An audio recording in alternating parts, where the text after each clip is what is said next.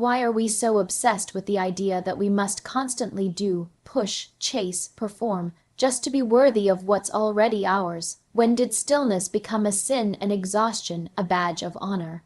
Power is found in restraint, not in the noise, not in the reaction, and not in the impulse to prove yourself at every turn. We often confuse power with dominance, speed, or volume, thinking the one who speaks the loudest or acts the fastest holds the upper hand. But true strength often lies in the quiet decision to not respond, to not retaliate, to not rush. Restraint is not weakness, it is presence under pressure. It is the wisdom to see the bigger picture while the moment tries to pull you into chaos. It is the courage to stand still when everything inside you is screaming to act. In a world that glorifies instant reactions and fast decisions, restraint is revolutionary.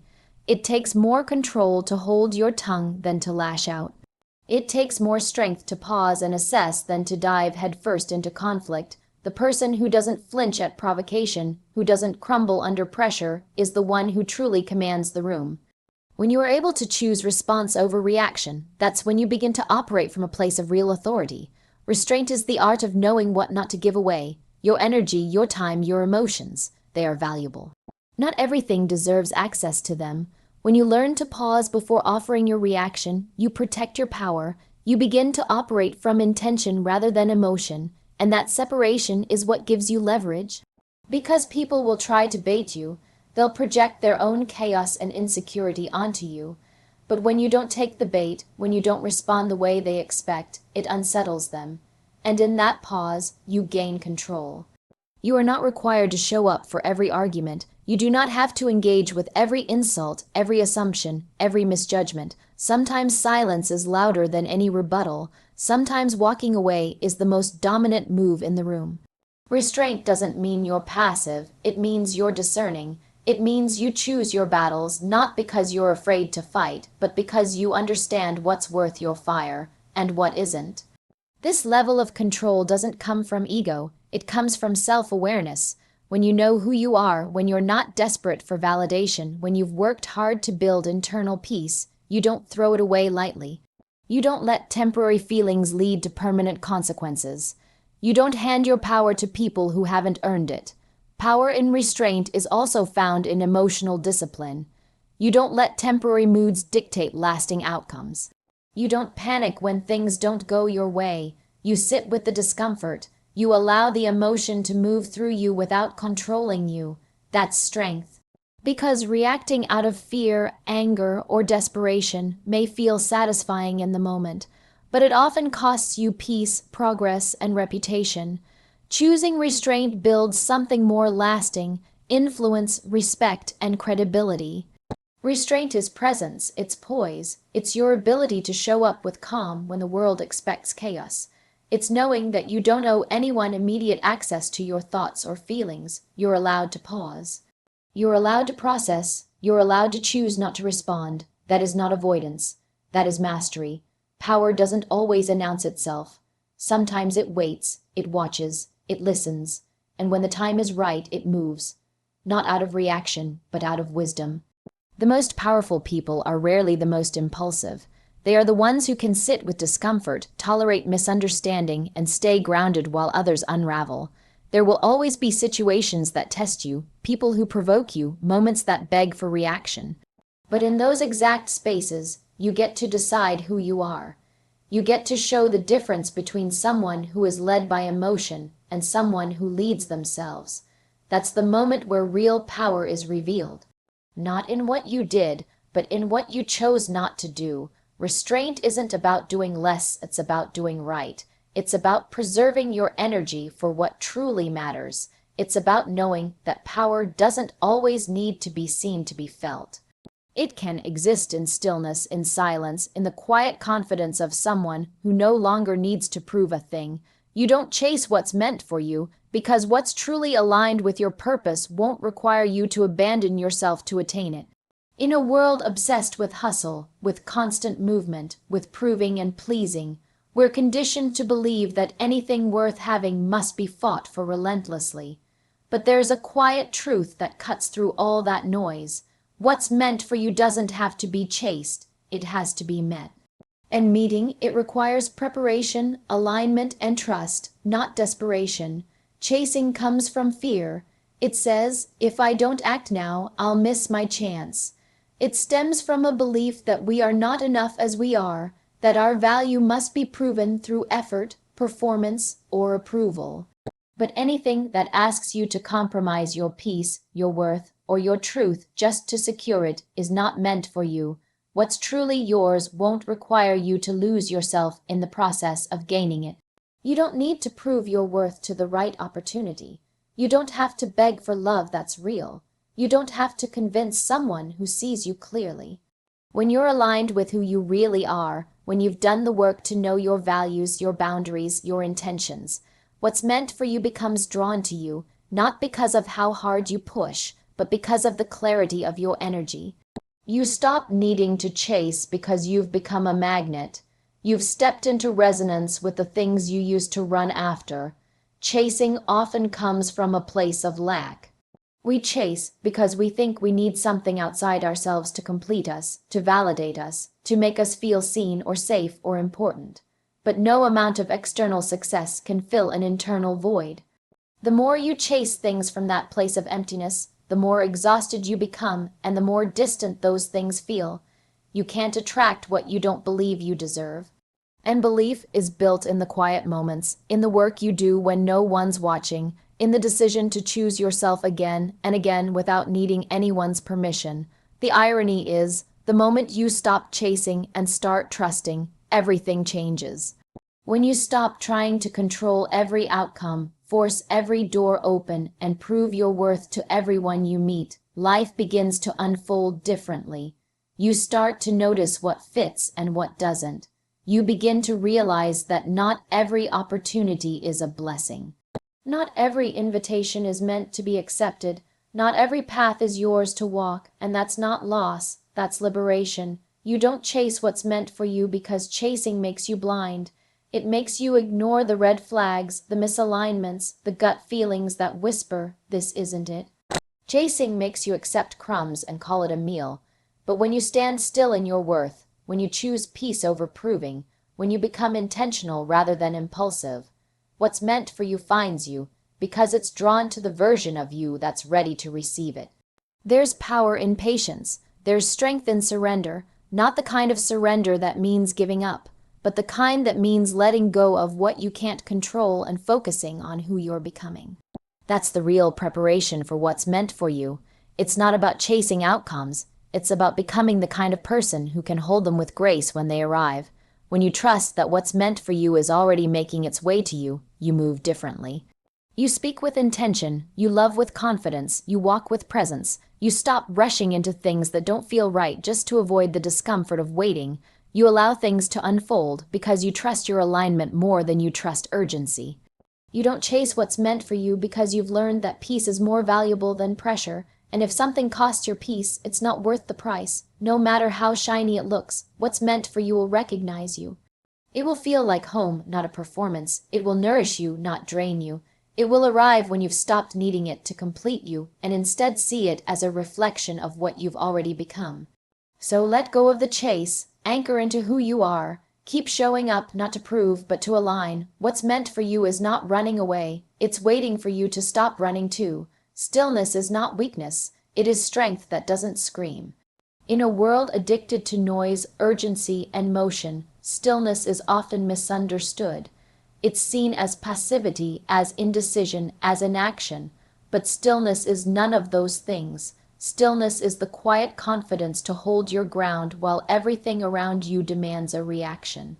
It's not that you can't act, it's that you choose not to, unless it truly serves you. That choice is power in its purest form. There's a kind of discipline in stillness that few understand. It takes strength to sit with discomfort, to not run from your thoughts, to not let emotions hijack your direction. It takes restraint to observe instead of impulsively reacting. In stillness, you don't ignore reality. You learn how to face it with clarity. You allow the noise to pass without attaching yourself to it. You recognize that not every battle is worth your energy. Not every challenge deserves your fire. We've been conditioned to believe that productivity is proof of worth. That unless we are constantly moving, constantly doing, constantly achieving, we are falling behind. But there's a truth that only the quiet ones know. Movement without meaning is not progress, it's distraction.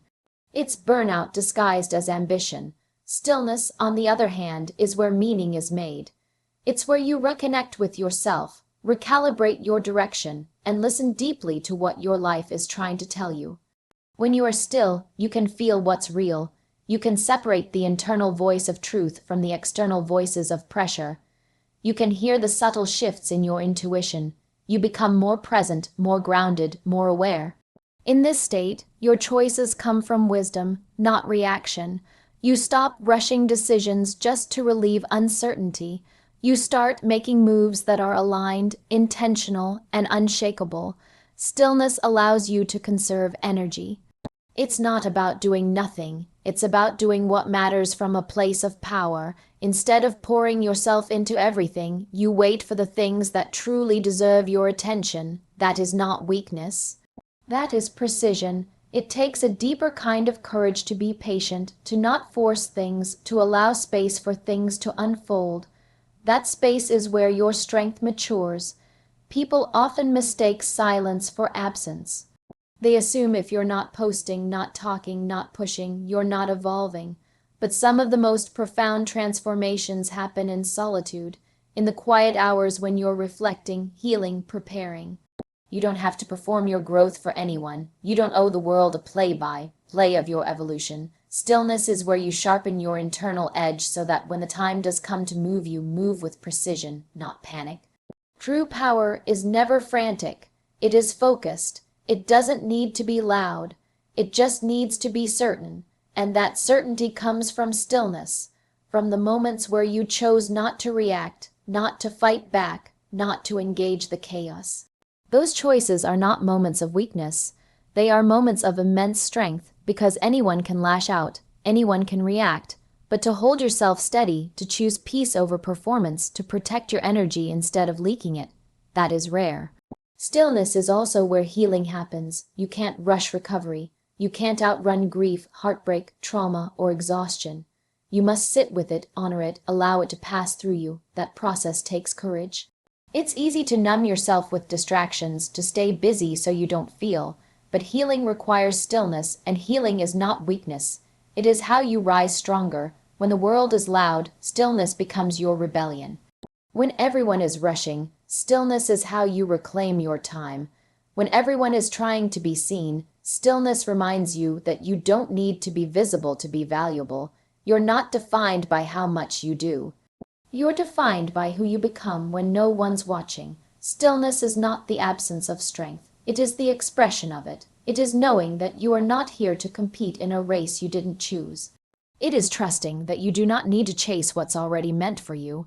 It is the presence that allows you to respond with clarity, live with intention, and move only when the moment is right. Stillness isn't weakness.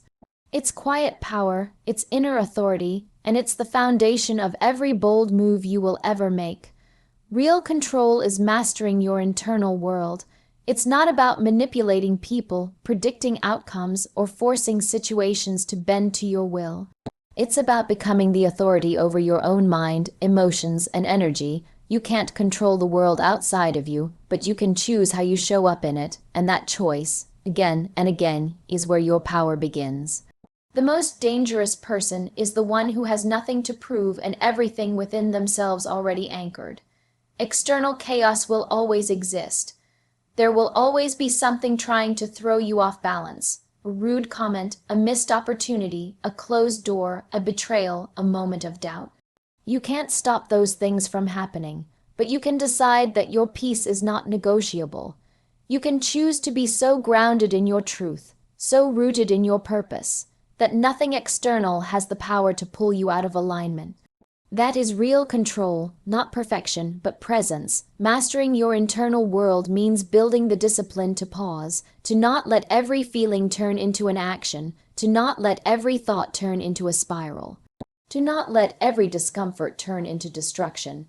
It means learning how to sit with yourself, how to observe your emotions without being consumed by them. It's not denying pain, it's deciding not to let it drive the car. It's not ignoring fear, it's learning to hear it without obeying it. Your mind will always try to find shortcuts, protect you from risk, convince you to stay small. It will pull from old stories, outdated beliefs, and past experiences to make sense of the present.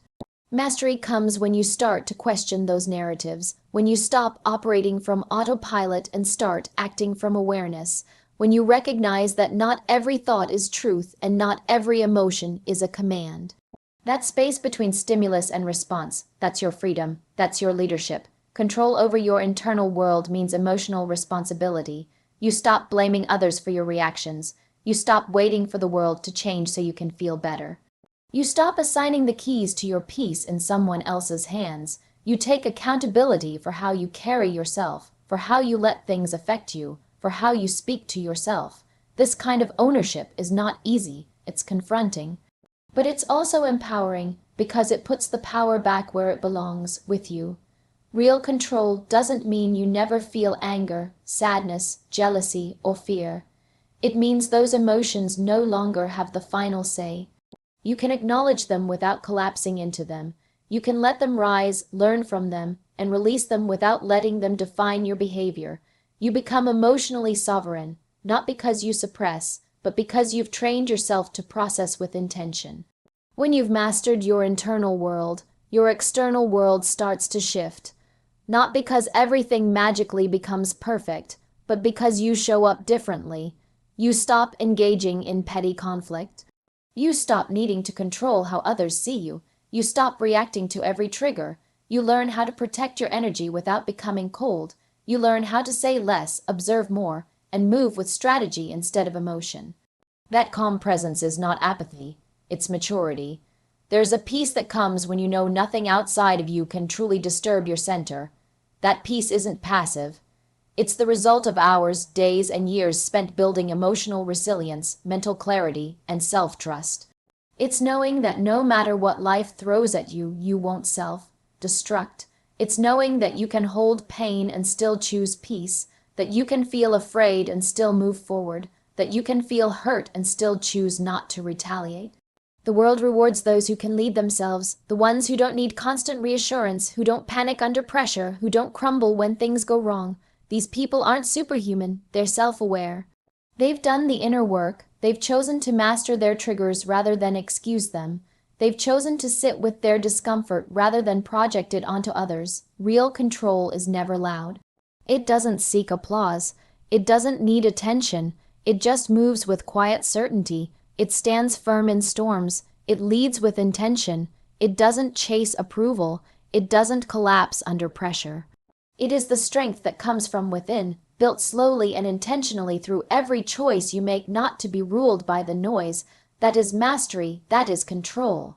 The calmest person in the room holds the most influence, not because they dominate the conversation, but because their presence speaks louder than words ever could. In moments of chaos, conflict, or uncertainty, people don't look to the loudest voice. They look to the one who remains steady. Calmness is not the absence of emotion, it is the mastery of it. It is the power to regulate yourself so deeply that your very presence becomes a grounding force for everyone else. Influence doesn't come from controlling others, it comes from controlling yourself. When you're calm, people listen differently. They trust you more, not because you shout your opinions, but because you're not shaken by opposition. Calmness is clarity. It allows you to see beyond the noise, the pressure, the drama. It keeps you from saying things you'll regret, making decisions you can't undo, or becoming someone you don't recognize just to win a momentary battle. In a room full of reactivity, the calm one holds the power because they are the only one who isn't owned by the moment. Being calm is a sign that you're not fighting for control. You already have it, not over the room, not over the people, but over yourself. That kind of control is magnetic. It draws people in because it's rare. Most people are ruled by anxiety, fear, or ego. They react to everything. They try to prove themselves constantly, but the one who doesn't need to react, doesn't need to prove, and doesn't need to overpower, that's the person everyone subconsciously defers to. Calmness becomes influence because it signals that you can be trusted in pressure. The calmest person in the room listens more than they speak. They observe before they move. They understand that silence can be strategic and that not every moment demands a reaction. They are not avoiding, they are calculating. Calmness gives them a wider view, a better grip, and more control over the outcome. While others get entangled in emotion, the calm one can see the dynamics, the motives, the opportunities. And because they aren't emotionally hijacked, they make better decisions. People follow calm leaders because they feel safe around them. Safety isn't about never making mistakes. It's about creating an atmosphere where fear doesn't lead. When someone is calm, they de-escalate tension, they neutralize the temperature of the room, they give others permission to pause, to breathe, to think.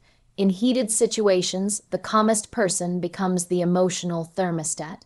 Their energy spreads, their stability invites others to mirror it. That's influence, not just having an effect, but setting the emotional tone for the entire space.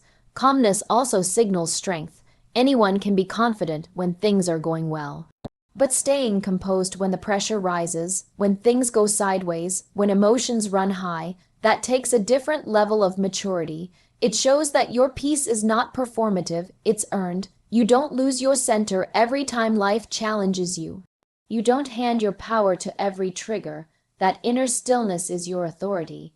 It makes you unshakable, and that unshakable energy is what people follow, respect, and remember.